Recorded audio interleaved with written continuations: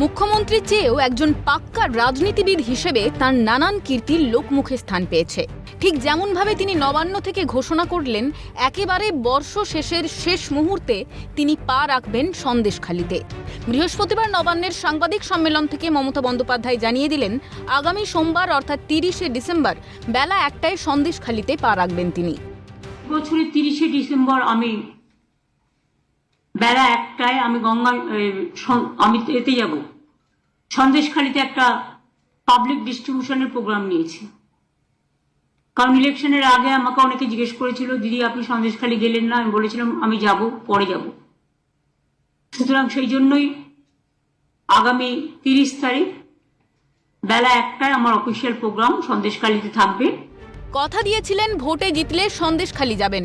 বছর শেষের আগেই কথা রাখলেন মুখ্যমন্ত্রী মমতা বন্দ্যোপাধ্যায়। বছর শেষের একেবারে শেষ প্রান্তে এসেই অফিসিয়াল প্রোগ্রামের ঘোষণা সন্দেশখালিতে।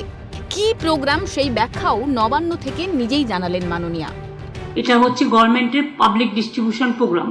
আমরা যেগুলো আমাদের কাছে পেন্ডিং ছিল, বিভিন্ন লক্ষ্মীর ভান্ডার থেকে শুরু করে বাংলার বাড়ি থেকে শুরু করে আমরা অনেকটাই করতে পেরেছি। তার মধ্যেও জেলাতেও কিছু থাকে কাজ, সেগুলো প্রায় 20,000 মানুষের কাছে ওই মিটিং থেকে বিভিন্ন পরিষেবা তুলে দেওয়া হবে ক্যাম্প ওয়াইজ করে। স্টেজ থেকে আমি হয়তো বড়জোর 100 জনের হাতে তুলে দিতে পারবো। ভোটে জিতে সন্দেশখালিতে শুধুই ক্যাম্প করে পরিষেবা দেওয়ার ঘোষণা মুখ্যমন্ত্রীর গলায়। বীর দর্পে জানালেন, নির্বাচনের আগে অনেকে আমাকে জিজ্ঞাসা করেছিলেন, দিদি আপনি সন্দেশখালি গেলেন না? আমি বলেছিলাম পরে যাব। কিন্তু চলতি বছরের জানুয়ারিতে ইডির ওপর হামলার পর যখন সন্দেশখালির ত্রাস, শাহজাহানের কুকীর্তিতে তোলপাড় হয়ে গেল গোটা রাজ্য, যখন শাহজাহানের বিরুদ্ধে একের পর এক অভিযোগে রাস্তায় নেমেছিলেন মহিলারা, যখন রাজ্যের অন্যতম অকুস্থল হিসেবে সংবাদ শিরোনামে উঠে এসেছিল দক্ষিণ 24 পরগনার এই প্রত্যন্ত জায়গা সন্দেশখালির নাম, তখন তিনি কোথায় ছিলেন? যখন মহিলাদের ওপর শাহজাহান বাহিনীর বিরুদ্ধে একাধিক অভিযোগে ক্যামেরার সামনে সরব হয়েছিলেন নির্যাতিতারা, তখন তিনি কোথায় ছিলেন? একজন মহিলা মুখ্যমন্ত্রী হয়েও তিনি ভুলেও অপথ মারাননি। উল্টে তৃণমূলের তরফে সবটাই বিরোধীদের চক্রান্ত বলেই দাগিয়ে দেওয়া হয়। তাহলে কি সবটাই ভোট ব্যাংকের খেলা?